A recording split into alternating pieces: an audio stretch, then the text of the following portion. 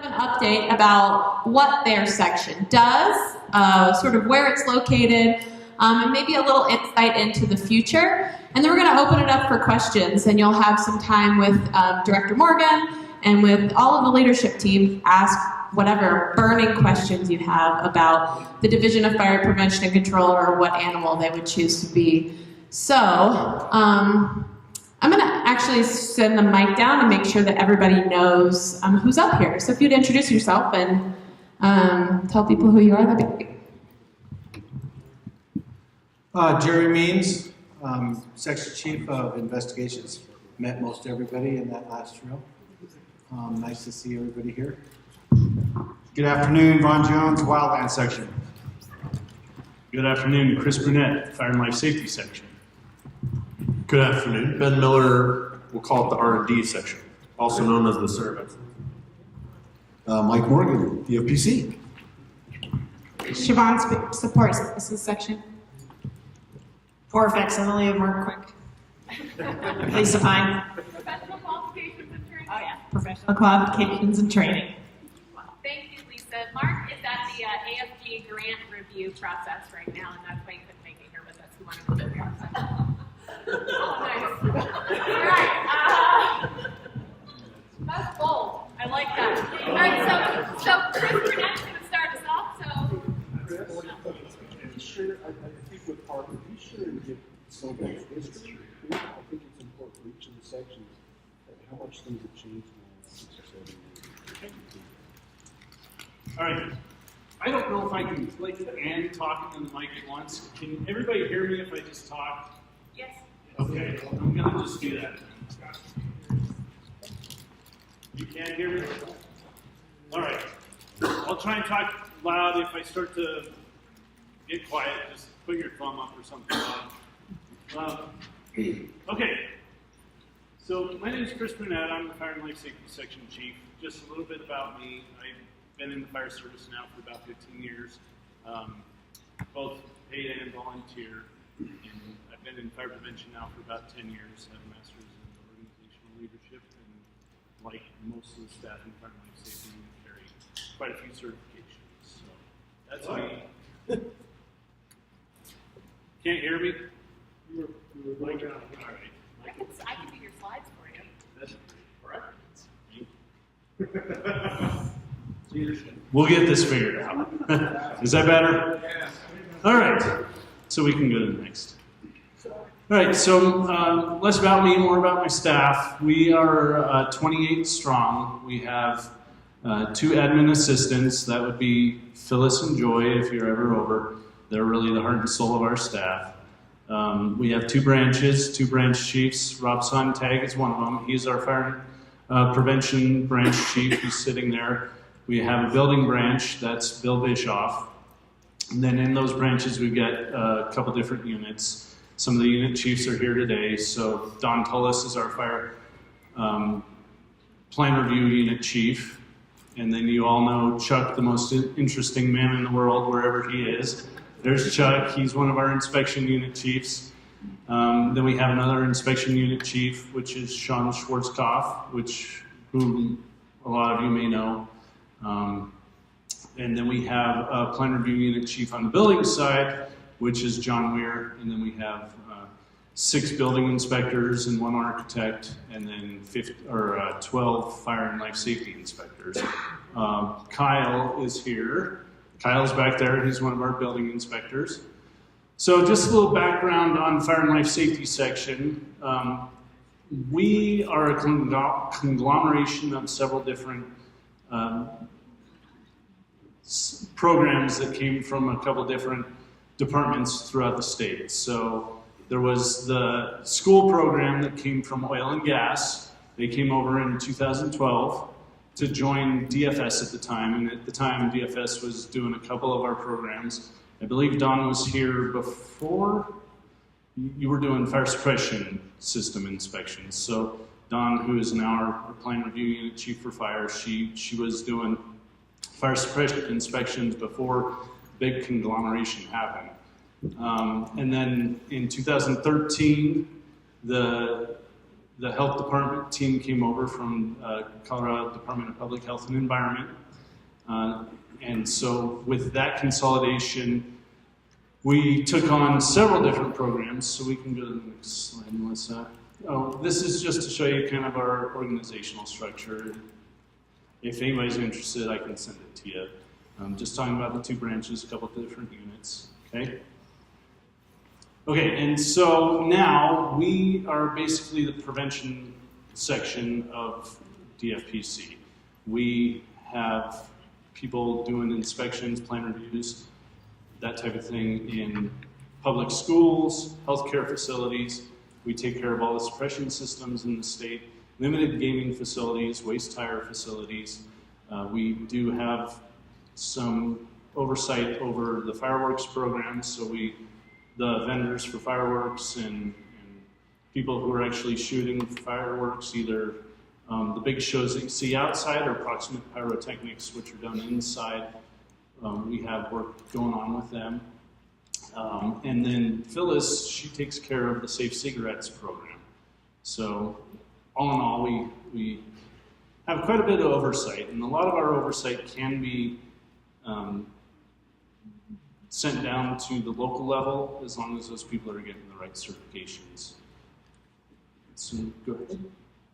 So there again, we certify sprinkler fitters, sprinkler contractors, and then inspectors in several different programs. We just consolidated our inspector programs so that individuals in local jurisdictions can now get one certification so that they can do inspections on our behalf in schools, healthcare, on suppression systems, and in limited gaming facilities.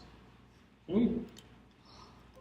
Just to talk a little bit about what we've been up to. So this just gives you an idea, fiscal year 2018, what we did as far as inspections and plan reviews. I'm not going to read those numbers to you, just know that we got a lot of people who are working very hard to do a lot of things throughout the state. Again, we got 28 employees, 29 with temp aide that we have, Laura Jimenez, just working all over the state, doing some very good work. So,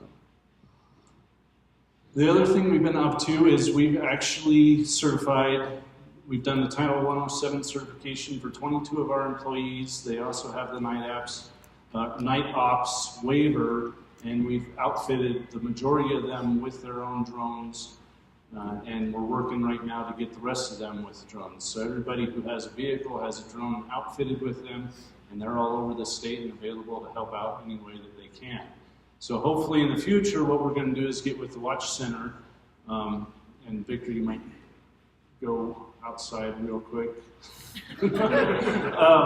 So what we're hoping to do is get with the Watch Center and let them know that we do have these folks traveling throughout the state. We do have drones and can help out, not just with fires, but if law enforcement needs assistance or somewhere else, if somebody's needing a hand with something, needs some drone operations, we've got people all over who can jump in and help out. So just know that by far the priority for those drones is to make our jobs easier on inspections. So it keeps people off ladders, off of roofs. It just makes it a safer environment for them to do their inspections. So the drones, there's been no book written yet for drone use and inspection, but we're looking to write that, and we're trying out different things, and have found that it's a pretty good tool for us. Okay. The other thing we've done is we've got a fleet of 22 vehicles. We've outfitted every vehicle with AEDs, and all of our staff are AED and CPR certified. So when they are out and about, if they come across an accident or somebody needing assistance, they can help out in that way. Right? The big thing that happened in 2018 is we had Fire Prevention Week at the Capitol. This was the first time it was held at the Capitol. The governor did his gubernatorial proclamation for Fire Prevention Week, and I know several people in several different sections came down and helped us with this. I appreciate that very much. We actually had the burn trailer down there, and we lit a fire right on the campus of the Capitol, so it was a good day. Okay. If any of you have been over to 690, you'll see that we have a big, we've got planned, mess, that's the best way to put it. So we are taking all our plans digital, which means that we have a temp aide, Laura, who is scanning in each and every one of our historic plans. So she's been at it for 3 or 4 months now, and she will continue until they're all gone. So we scan them and shred them. Okay? So the other thing, if you guys may have seen in Director Morgan's update, it looks like we're going to get our decision item. There's a very slim chance we couldn't get it at this point, but I believe we're going to get it. That'll add 5 additional staff to the section, a permit tech, which we've been needing for quite a while, which will take burden off of a lot of our plan reviewers and inspectors. But then we're going to add a professional standards unit. And what this is like I said, there's a lot of people who are certified at the local level to do work on our behalf, but that work is inconsistent right now. And so the mission of this unit will be to go out and really provide that consistency. So it's a mission of education where they'll go out and really kind of spread our word and our message and make sure that when people are doing stuff on our behalf, it's being done consistently no matter where they're at in the state. So, okay? And that's it. Any questions for me? I'm going to have you hold questions because we're going to have everybody stay up here, and when we're done with our overview, then you have access to everybody for whatever questions you might have. Thanks, Chris.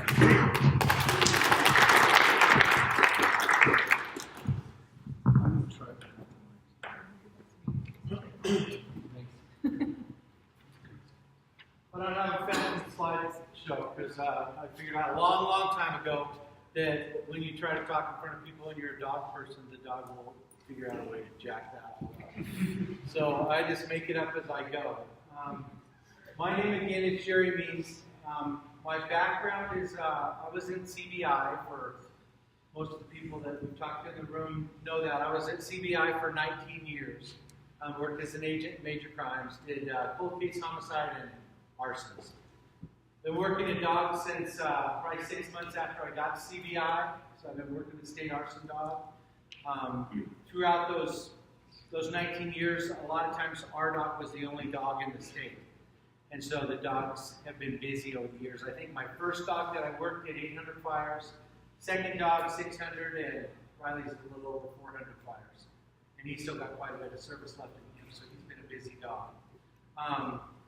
Through a lot of discussions and trying to do the right thing in consolidation of life resource, we were able, not easily, to get CBI to shift my position over to DFPC where it belongs. So I got to be back with my people, fire people. That's where I belong. I started my public service career off in the fire service, did 14 years, 19 at CBI, and we'll see how I hang in there as an old guy at DFPC. I'm on my third dog, and somebody asked me in here earlier, how long do the dogs work? 7 to 10 years is how long a dog's life is, working life is. And so Riley's 7 years old, but he's fairly young at heart, so probably continue to work him as we build the program up. I'd like to brag a little bit about my section has 100% attendance. Right now, we're, as far as people assigned full-time to my section, is 1 and a half. But we're working on that. We have an A plan that would better serve the state, but it just takes baby steps. We got a new over here, and now we're going to try to build that program up. Program's really, really good about standing on its own 2 legs, or 4 legs, however you want to look at it. But 6 legs. But we've made a lot of good relationships over the years with all the fire departments and even the big ones. Denver, Aurora, who uses bring us in on fires, all the way down to Trinidad, west of Grand Junction. And so the program itself that DFPC now has and operates is a popular program. Bringing people in to come in and do fire investigations, whether they're structural fire investigations or wildland fire investigations, is very popular throughout the state. Most of the people know that we have this tool and we bring it to them. And I didn't mean to call Riley a tool. But we have this dog and me, and we'll bring him to it. Since I've come over, I've been, I can say it in front of this group because I have to be politically correct, but almost somewhat semi-adopted by Chris and his group because I'm one person and I have, go on vacation and stuff. So Life Safety, Don and Rob are in the room, have stepped up, and they've got several certified fire investigators, whether it be wildland or structural, and have essentially changed my life. Just a few people, 5, 6, 7 people. Total that we could work with, 9 people that we could work with. Because I went from 0 for 19 years. There's nobody in CBI that wants to go on a fire investigation. I get over here and I'm welcomed with open arms. So I'm really looking forward to the investigations program with DFPC and how it will grow and continue to serve the state in even a better capacity as we just get a little bit bigger. Got to have a little more resource, but we're working on it. So think of some questions for me.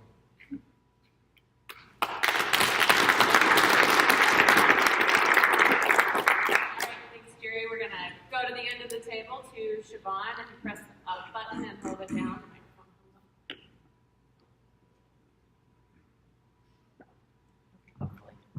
Okay. I'm Siobhan Spears. I'm deathly afraid of speaking in public, so bear with me. I'm the support services team lead, and the support services section is basically here to support you guys. Whatever you guys need, we're there to help you. The support services does include your leadership, like Mike and Melissa. It also includes the public information officer, Kaylee, the RMS manager over here, which is Amy, myself, and we have 2 administrative assistants as well as a grant specialist. Historically, the section included accounting and fire billing, but after the alignment, the financial services was taken out and put under EDO. So we did a little bit of reorganization, and that included adding the chief of staff, Melissa's position. We consolidated the HR liaison position with the executive assistant position. And then we added Amy's position, the dedicated RMS manager, which we didn't have in the past. So she's able to help out FLS as well as PQT a lot, making sure that Salesforce has the correct functionality and is user-friendly and does what it needs to do to support our customers. The Pio Assistant is also a new position, and she's there to help Kaylee. She does the website and social media updates, as well as working with each section to do media campaigns. We also have a dedicated receptionist in 690 who frees up June, one of our administrative assistants, and June does a lot of the financial stuff, putting information into core. She signs people up for tests for PQT, as well as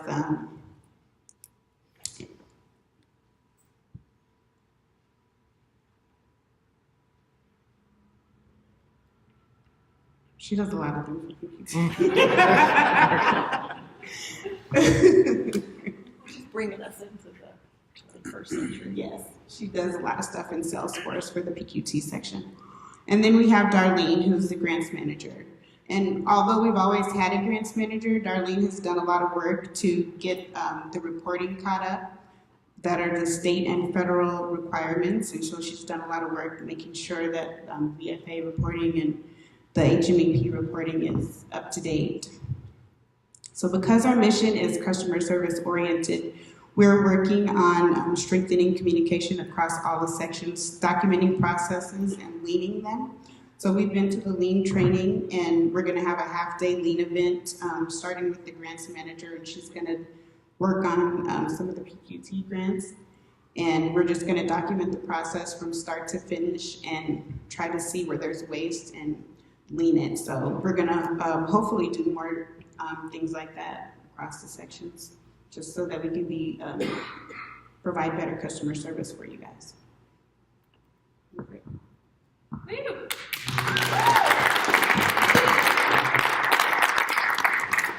I gotta stand up. Sorry. So I'm Lisa Pine. I'm the Training and Safety Officer for the Professional Qualifications and Training section. Filling in for Mark, as Melissa mentioned, he's doing the AFG grant review this week. Because of our government shutdown, he was supposed to be here, but they rescheduled it for this week. So for those who don't know, we were always part of the Division of Fire Safety, and we do the firefighter certification program. So we certify all the structural firefighters in Colorado that want to go through certification. It's a voluntary certification program. So you do not have to do it, but our mission is to try to bring more and more departments into the certification program. Our section is 10 strong right now. We have Marianne Maxfield, who is our certification manager, Laura Ranville, who works in certifications and everything else, because she's awesome. Everybody in this group is awesome. David, who's a written testing proctor, and then we'll get into the trainers, because I'll get through certifications first. So in that, we're duly accredited by both IFSAC and Pro Board, which is a big deal, and we have a big audit coming up in, I think now it's November. We thought it was December, but it might be November. That's coming up, where we're going to have to do a lot of work to get all of our test banks and everything up to snuff so they can come in and evaluate us. So that's a big project we're working on right now, as well as we have a rules hearing probably around May 1st to combine our firefighter rules and our hazmat rules into one comprehensive document. We've basically been working with them together, and now we have to clean up the paperwork, which is great. We also have Marlinda Acevedo, who does the Colorado Fire Incident Reporting System. So she goes around and tries to gather data from everybody. So if you're interested in kind of what the fire picture is in Colorado, she's the one. She's got all the data. She reports it to the feds every year. It goes into the NFIRS system, and it helps with grants to understand that. And then there's our fearless leader, Mark, who in the 5 years he's been with DFPC, has really looked at us. We're very strong in our certification program. We continue to grow that and bring new certifications online based on what our customers want. So we have a new one, the Incident Safety Officer certification. They're working on the Fire Officer 3 certification. They're working on a class for that right now in the test bank. So we're really building that, but that's a super strong program that just keeps getting bigger and stronger. And Mark really saw a need for training. Not just certifications, but for us to be out there and do training. And through a lot of his work, we've developed more hands-on, more classroom training. We have a Fire Officer 1 and Fire Officer 2 class. It used to be you just sat by yourself and did these books, and now we have a class, and those classes fill up in minutes. And I kid you not, it is 25 strong, I think, on the wait list already for May. I mean, we just really have a lot of people that want to do these classes, so that's great to have that available. We also, in 2015, got our first mobile live fire training unit. 2016, we got the driving simulator. 2017, we got another live fire unit. And 2018, we got 4 guys to help take those around. So we have Josh Matheny, Don DeStefano, Andy Ebner, and Jason Clark, who are our 4 regional trainers. And I think Mark tells this story a lot better, but it's the little guy who gets the right word in the right ear that got the funding to hire those positions. And I personally am very thankful to have them, because this was a lot of what my job was taking those trailers around. But this has really helped get us out in the community, get the hands-on training. As Mark always says, your first fire should not be a real fire. And this gives an opportunity for a lot of departments. Whether you're in our certification program or not, we don't care, we take these out. The driving simulator, Don DeStefano has put together an amazing program, so I'm getting that out.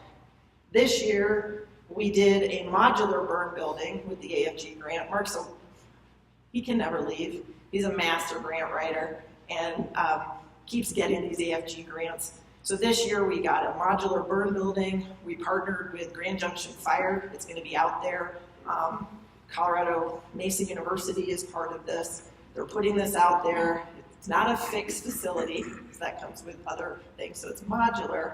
But I think, from my understanding, it's going to be part of a larger public safety training facility out in Mesa County, which is going to be awesome. So that's really our first foray into partnering to build these fixed facilities. And I personally hope we continue down that road. Thanks to Matt Branch for starting Fire on the Plains, which this is our 3rd year we're going into that. It's a weekend-long hands-on training on the Eastern Plains that has just grown exponentially every year, gotten better and better. We work with the Colorado Firefighter Academy. And something new that Josh has been instrumental with is finding surplus equipment around the state and working with Jess Souls from Hugo Fire to find homes for this new equipment. You know, I got an email the other day, we've got a tender and an engine we want to donate. Well, we're helping to find those places where they can go, which is really incredible. And then one last piece that we have in the PQTS section is a safety officer for the division. So making a shameless plug for me and what I do on the safety side of things and working with all of you, which is amazing. So that's pretty much, I think that's everything PQTS related. And if I missed anything, I apologize.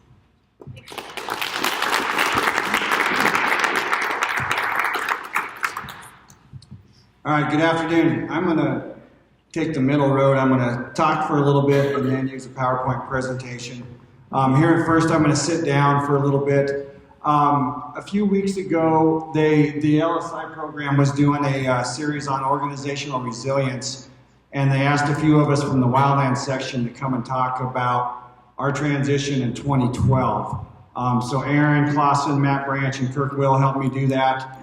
And then for those of you that were in LSI, sorry, you're going to hear the same story again here for a little bit. But I think it's important. The idea here is kind of where we came from, how we got here. And what was kind of interesting, even folks who are around, even within the division or in wildfire, didn't know all the details. So that's what I'm going to start off with, a little bit about that.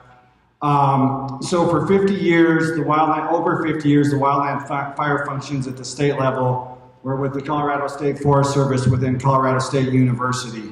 It was about 140 total people, pretty similar to us, 17 locations around the state. It was a very close-knit agency, honestly.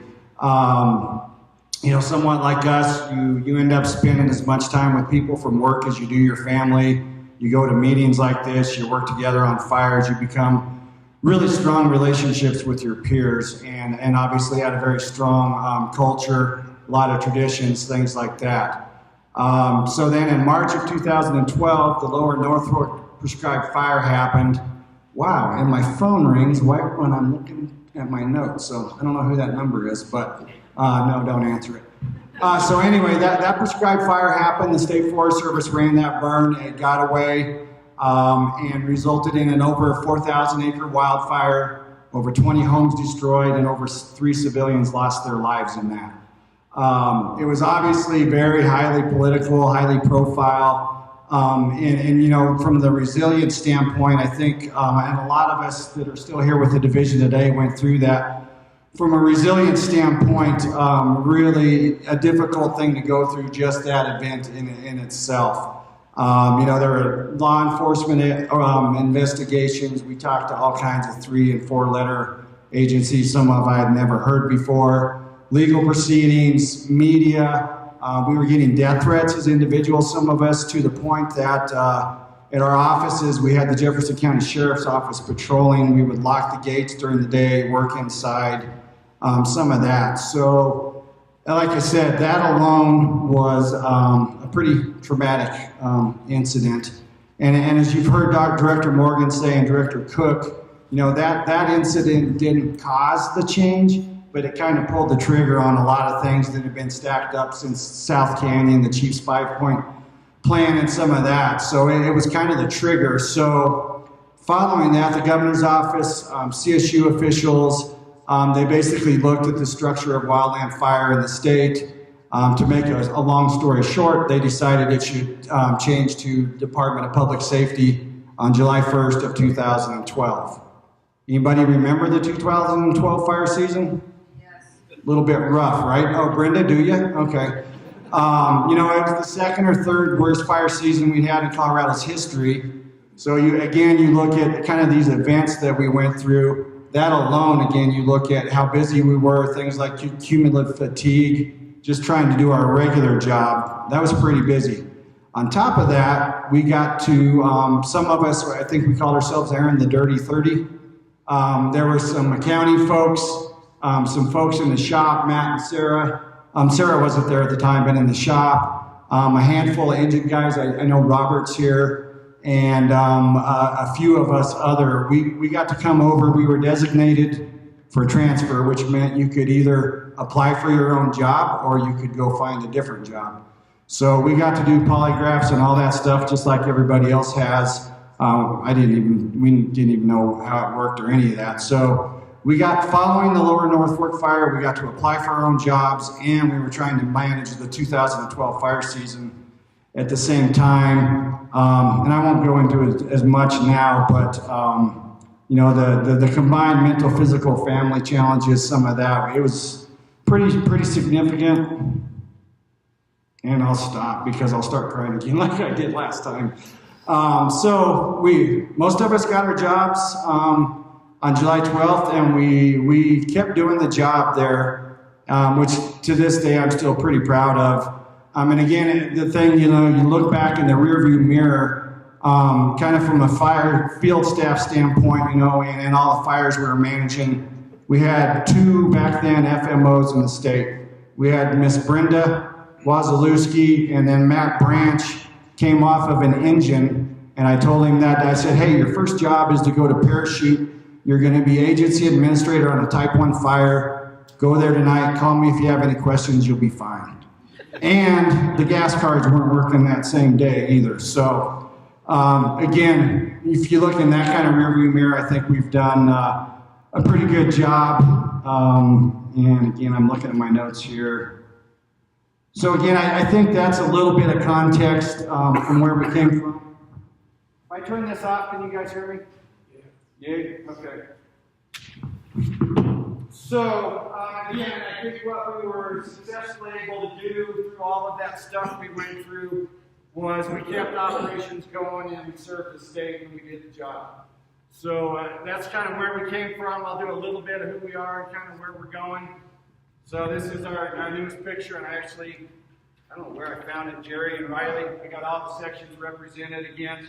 I think, you know, that's something we've really been doing well. Mike and Melissa we're a division now, I think, a lot more than we used to be in the separate silos. So we are 109 total employees. We're up to 54 full-time now, 25 permanent part-time. Those are mostly the folks on the engines, the squad, Alan with the single engine air tanker that we have, and then about 30 temp aides is what we're going to have this year. 20 locations as of today anyway. I haven't changed anything since.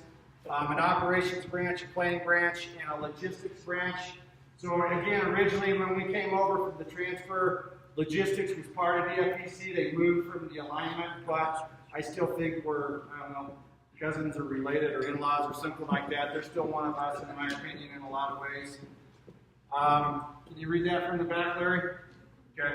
There's our, anyway, this is just this is the units, the branches. We're getting big enough now we don't fit on one org chart anymore. So we've got separate ones on the Google Drive for some of our other work units. A few of the things we do, major programs.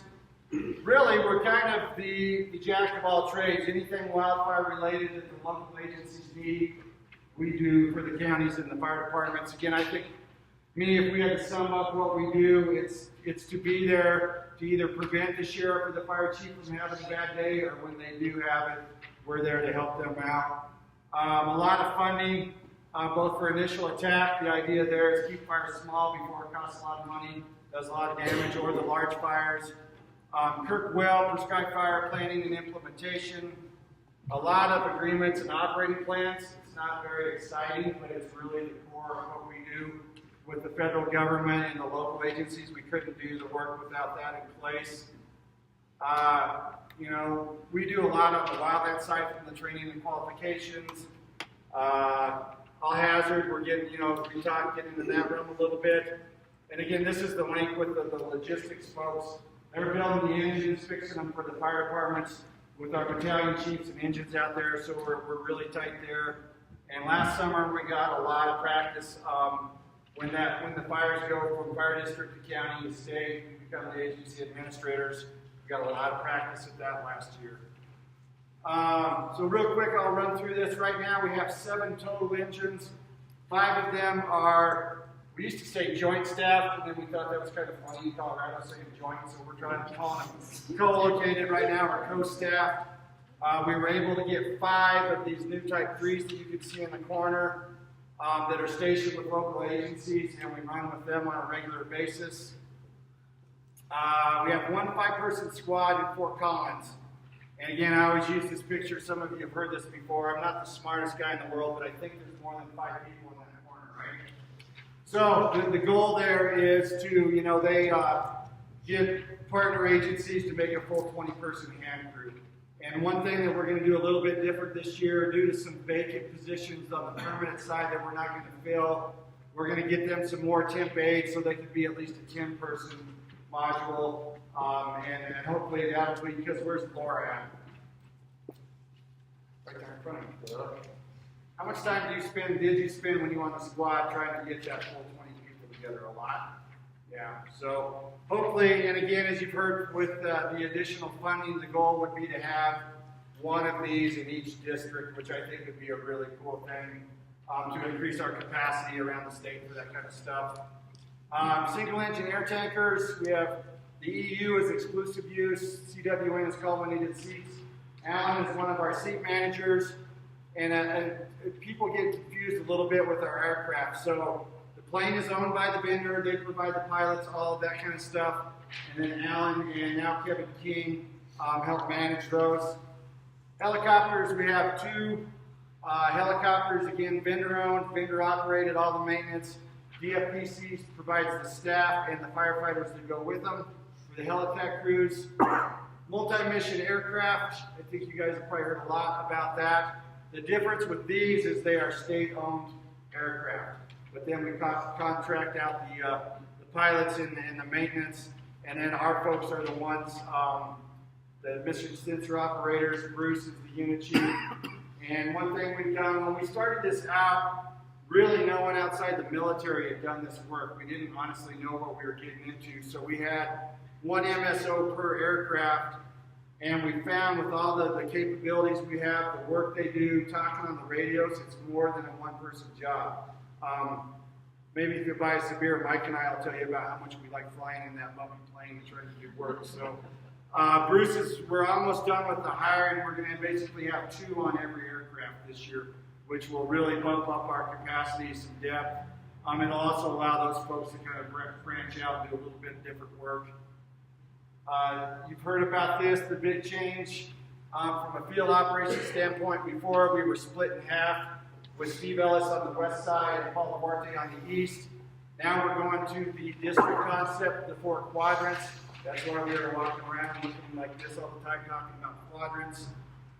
So the new district chiefs are Sam Parsons in the northwest, Matt Branch in the northeast, and we've got, and then new battalion chief Charles in the southwest. I messed up. Tyler, southwest, northwest. Taylor Triolo is not here in the northeast, and then Larry Long in the southeast. This is huge. I think to me, adding more of this capacity has been at the top of my list since 2012, and we really could have used you guys last summer. So I'm glad you're here now, though. And then kind of to end it up a little bit, a couple things. This is a slide that Mike and Melissa and I use a lot with our presentations to legislators, stakeholders, and some of that. It used to be, and Steve's not here, so I'll make fun of him, Steve Ellis. We say Steve started fire when it was black and white. That's how old he is. And fire used to be happened from Memorial Day to Labor Day. It was something that happened up in the mountains. And we all know that's not the thing anymore. And really what we're trying to say is, it's becoming a problem that has, effects across the state and downstream, literally, when you look at the Colorado River and things like that. Hey, Juan, can I Yes, sir. check something? You can. Go back to that picture. Oh, yeah. I've got to give credit for that. Of course, that's the Whole Foods in Basalt. Still open, still standing. The credit for that picture was sent to me by Executive Director Hilke because his daughter is a police officer in Basalt, and she had taken that picture and sent it to him. So I told her that we'd start giving her some credit since we're using that picture so much. Yeah, and you talk about whatever the new normal and those kind of things are. That's not stuff we used to see in Colorado a whole lot.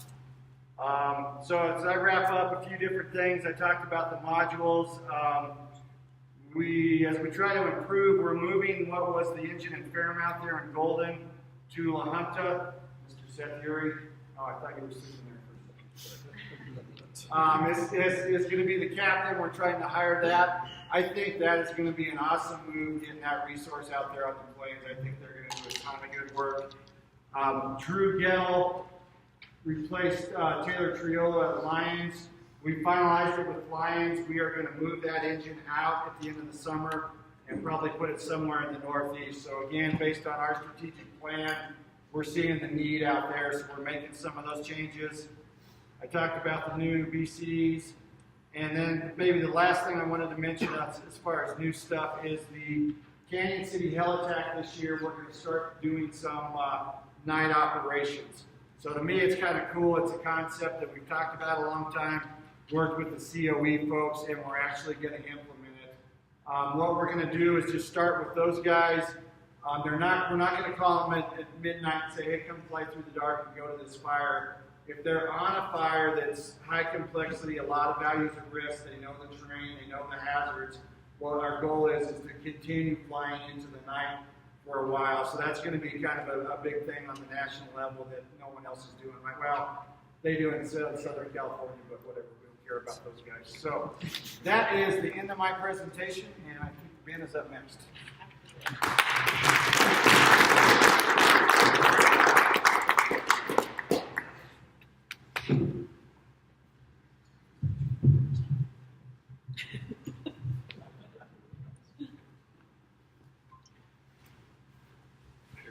Hear sounds.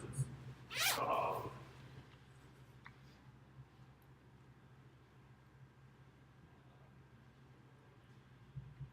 Cool. Well, a couple just quick comments I thought of to tie into Ramon's presentation is there's a saying I always have, and I always say, know the person for their whole story. And I think it's fantastic, this opportunity to know our organization for our whole story. That was fascinating. A lot of stuff I didn't know, the Dirty 30, etc. The stories that kind of led up to who we are today and stuff like that. That's a good thing to know. And the other thing is just to tie in real quick on the whole, the new plan, the quadrant thing, and everything else. I come from a sheriff's office background, Mesa County Sheriff's Office, and I always like to say this because I think it's, and I say it here because I think it's critical to know the mission, to buy into the mission, to get behind the mission. As a member of the Mesa County Sheriff's Office, when I saw this plan, I thought, that's brilliant. That's exactly what we practice in Mesa County. So as much as that stakeholder process drove that, I'll put my stakeholder hat on and say, fantastic. I love it, and it's awesome to be a part of an organization doing that. I was involved with an operation back in my law enforcement days, and we're kind of pre-briefing the mission, and there was a traffic control component. The state patrol was there, and I'll never forget Captain Manozanek. We go around we get the brief of who's doing what, and he just looks up and we kind of go around the room, last comments, and he goes, nope, I support the plan. And I remember that was a fantastic little comment. It found a little spot, kind of my heart, my brain, and that's critical to say. I support the plan. So I'm going to talk to you about the Center of Excellence. I'm kind of the new guy. So a little bit about me. I come from the Mesa County Sheriff's Office. I was there 15 years, and then I thought I'd go try it in the public sector, and I'd go work for a drone company that I met through some of my work at the Sheriff's Office, and that was not a great choice for me. That is not where my heart's at. I'm not a guy that just wants to go out and make another guy more money. I'm absolutely a guy that wants to find ways to do the public safety mission better. So that was fantastic. Opportunity, in fact, it started here. This was literally the place where I gave a presentation when I was working for that company at a drone conference that the Center of Excellence put on. And that's literally, it was kind of cool. This is where my, I guess, story with the Center of Excellence started. So that was pretty neat. The other thing is, this is my family. And the neat thing is, standing right here, I could look up there at Frontier Ranch at the Young Life Camp, and I asked my wife to marry me up there. So kind of a neat place for me. They're going to come up. I throw this slide up here. Those are my two kids. I have 15-year-old twins. They're fantastic. and a wife of 19 years. Don't tell her I had to think about that. Because actually it's 18 years. They'll be up here tomorrow, and I'm excited for you guys to meet them. At the Sheriff's Office, a little bit of background, a couple of things, and then I'll get into the Center of Excellence and what we do. But this is really demonstrative, and sorry, it's kind of fantastic that I have a slide that I stand in front of. This is demonstrative of my view of technology in the public safety space and what we're trying to do. We're the Center of Excellence for Advanced Technology Aerial Firefighting. We're the Center of Excellence for Advanced Technology. And there's a really cool thing. Advanced technology is artificial intelligence, but it's also this pragmatic approach to taking things you know about, putting them together to make the job better. And this was one of the first projects that I worked on at the Sheriff's Office. We were looking at digital downlinks from airplanes to look at the ground and provide surveillance. And as Bruce knows, they're not cheap. There can be millions of dollars. And so I started talking with folks. Networking is one of the key things I learned in this project. And then also just, hey, this does this, this does this, and this does this, and if you put them in a pot and stir them together, could you get the outcome that you want? And so through networking and learning from a handful of other guys, FBI surveillance friends that I had, some networking guys, at the end of the day, what that box did is we could take a handy cam, point it out the window of one of the State Patrol 182s, convert that signal to digital, give it an IP address, attach it to a cell network, and now you could log in and watch that video as we were flying, looking for bad guys with the camera out the window or search and rescue, et cetera, et cetera. It was about, by the time we were done, a couple $100 of stuff put in the box that we sat there with a battery in our laps and pointed that camera at the window. It worked fantastically. So that's one of my views of technology, and that's getting it. It's a very pragmatic approach. So another thing is I have a drone background at the Sheriff's Office. We did drones, and I share this just for a good laugh. This is one of the fixed wing systems that we used at the Sheriff's Office. This was a mission where we were looking for a homicide subject. We had information she was stuffed in a suitcase and maybe was thrown off this cliff. And so we're going to fly this drone up and down Carson Hole up outside Montrose on the Young. And things didn't go good that day. So the other funny part of that is that it was getting late in the day when that was the second one we broke that day. And so we were done. We had no more equipment we could use. And we knew we had to get the ropes team, and it was too late. And so the next day when the ropes team comes up there, to make matters worse, the $5,000 infrared camera, as the rope team member is down there getting our stuff, she just looks at it and throws it off the cliff. For some reason, we still don't know, but it was a fantastic day. All right, so what is the Center of Excellence? Well, back in the day, to tag on to the story, so after 2012, we began to talk about can we do it better in the state of Colorado? Obviously, the state legislature got excited.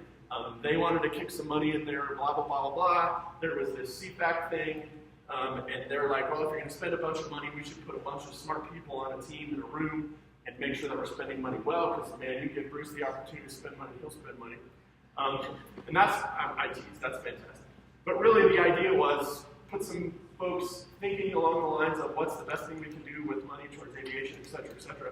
And so the bill, this is the bill, and it reads here, and I'm just kidding, we won't go to it. That's the bill. So what I say is, that's where we started, but we're not just an investment in the investment of aviation now. In fact, currently at the Center of Excellence, we're talking about mission and vision and maybe adjusting that to what we really become. And we're really a lot more than just looking for new and better ways to spend money towards aviation. So I want to talk about the bigger why. And the bigger why is, no, just kidding. But climate change is a similar, we're looking at the world now, and especially in the fire space, of like, wow, climate change is changing the way we do business, et cetera, et cetera, et cetera. My big thing from a technological perspective is the technological singularity. Who in here, who hasn't seen this presentation before, knows what that is? Fantastic. So the technological singularity is the moment in time where computer power becomes just as powerful as the human mind. Okay? Does anybody know who Ray Kurzweil is? You want to talk about super nerd? This guy's a super nerd. Ray Kurzweil gets into predictions. In the year blah, blah, blah, blah, blah, this technological thing will happen. And so he has predicted things like, I don't know, Google, and then within a year of when Google happened, okay? So his technological singularity is his prediction on when AI and the power of the computer or the processor becomes just as powerful as the human mind. So here's the trigger. Does Anybody have a guess on when that might happen? This century? Anybody votes? Let's vote. This century. Okay, a couple next century. Right? Next century, after that, anyone? No. Okay, so about 50-50 this century, next century. How about 2023? Okay? And granted, that's demonstration. That's not like you can go buy a computer as strong as your mind at Best Buy. That's simply the fastest computer in the world demonstrates that itself is just as fast as the human mind, etc. But what's really interesting is in 2023, that happens, and then by 2045, now processing is as powerful as not just one mind, but the collective power of the mind of humanity, not just one person. Okay? And my point here is, and I'll go back just a couple of quick slides. I'm struggling with the clicker as a Center of Excellence in Technology guy. It's an exponential thing. Technology gets better, faster, and faster, and faster because good technology makes you make good technology even faster, right? So the reason that we have a Center of Excellence, the bigger picture, is this, right? This is on our doorstep. My wife's a third grade teacher, okay? When kindergartners come into school and they sit down at their District 51 computers, they've got a keyboard and a mouse and everything else, what do you think those kindergartners do? They reach up to the screen and start touching it. They have no clue what a keyboard and a mouse is. They expect, oh, it's a computer, and I interface with this computer by touching the screen. There is this expectation that we involve technology in the things that we do, okay? So we're looking at advanced ways. I'm going to speed through this. Bottom line, this is a cell phone. The cell phone, the smartphone, changed the way we do business, right? This is an ad from Radio Shack in 1984. I'm doing this very fast. Everything in here is on here, okay? In 1984, you can buy everything that your smartphone does individually from Radio Shack in 1984. And let's fast forward for the sake of time. That would cost you $3,200. I added it. I know, by the way, if you're really upset about the price of the new cell phone or the new iPhone, it's actually cheaper. All right, so my group is based on this. We can do things better, okay? We operate on merit. If there is a good idea to do something better, it's merit-based, right? It's defendable, we've tested it, it survives, etc. We're all about that. The availability bias is kind of the old way of doing business, right? What's the easiest way to solve a problem? Just do it the way the other guy did. We know it works, it's readily available, we know how to, etc., etc. And we try to stay away from the availability bias as much as we possibly can. Because this is the old way of doing business, because it is easier. All right, so let's talk about current projects. We have the Team Awareness Kit. A lot of you have heard about TAC. Okay, it comes in the Android version, the iPhone or the iOS version, and the Windows version. We have a grant application right now for quite a bit of money. We want to make all of this stuff work better for folks in fire, and we call that fire TAC. So that's the next point. Some of you working with Brad have touched ATAC or TAC. This is a whole process. Think of TAC as the Windows operating environment for I call it the tactical infrastructure. It's the public safety person. All the information that you want comes to your cell phone when you're in an operation. Colorado Fire Prediction System, or COFPS. This is AI in the supercomputer trying to predict where fire might go, help you out that way. Remote connectivity, we're talking about connecting folks in the woods. Technology, just real quick aside, we are the Center of Excellence of Technology. If you want to know what computer to buy next, call us, because we all know which ones we like, but that's not what we do. If you want to know what cell phone to buy next, cool, call us. That's not what we do technology-wise. What we do from a technology perspective is figure out ways to connect you on your cell phone in the woods, right? So working with NIST right now, we're talking about could we actually spoof a phone or a network in a remote area to think that it's connected to this device on the hill that actually isn't connected to the bigger cell network, but every other phone can connect together, and so we bring kind of a pretend cell tower out to the woods and everybody's connected up, and you get, hey, I'm texting again, I'm sending pictures and video, etc. Okay, that's remote connectivity. Night operations, before my time, my team did a fantastic job of looking at what are the implications of flying into the night. Water enhancing, we're taking a look at that. Can we put stuff into water to make it do a better job of putting out fire? And how effective is that? Unmanned ground vehicles, this is a thing Tyler Campbell and his crew, Honda is a partner of ours now, and we got to do this thing where we literally have to go play with an ATV that drives itself, basically, And the idea is instead of building it to carry you and a passenger, you take that capacity and use it to carry about 1,000 pounds of gear, and then it follows you. The other cool thing is you drive it up remote controlly to where you're at, you go to work, and then you send it back on its own to get more gear, and it comes back as kind of a mule, a go-between. So pretty excited about that. We're looking at 3D printing a little bit. We do some 3D printing in the office, but we're trying to see ways, the implications of 3D printing, like can I think of something, draw it, and have it in my hand within a few hours? And could we, from a logistics perspective, could they need a part up in Fort Collins, and we have the file instead of mailing it or putting it in a truck, you just email the file and the printer prints it, right? Small unmanned aircraft, we talked about that. It's awesome. That's my background and my passion. It's very cool to see adopters within the agency. And then we're also looking at counter drones. There's a bill in the State Senate right now that has passed and is kind of moving through. We expect passage that'll fund us to look at some counter UAS technology, and that's basically for us, at least, sensing the sky beyond what we can see, right? Hey, there's a drone. Let's land our aircraft because it's unsafe. But what about, well, I think that's a drone, or what about, we saw the drone, we saw it, but we're not entirely sure it's gone, so should we put our aircraft back up? We want to use technology to sense the sky. We can see a radio signal much farther than we can see the actual visible signature of a small drone in the airspace. And so we're looking at technologies that can do that for us. Pseudo-satellite, this kind of goes into the remote connectivity thing, but a lot of things, really the next steps for drones are, what else can they do? When we talk about unmanned flying aircraft, what if we put a drone that's solar powered that flies for 100 days at 70,000 feet and broadcasts a cell network, right? I see a future for drones in where you no longer have frustrations with connectivity in your cell phone. I honestly, truly do. Don't know if that comes from drones doing that, or the new cube satellites, cheap satellites that we're looking at.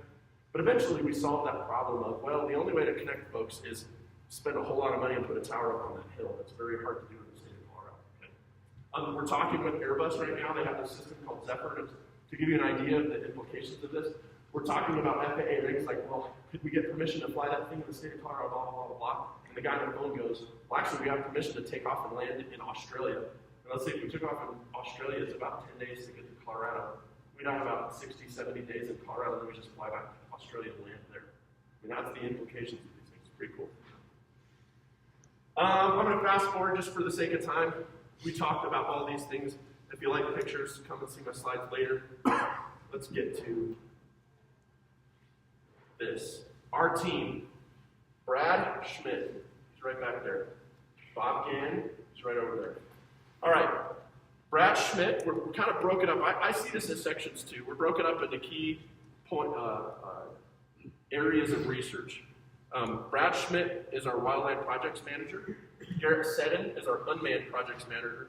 And Dave Tolley is our aviation projects manager.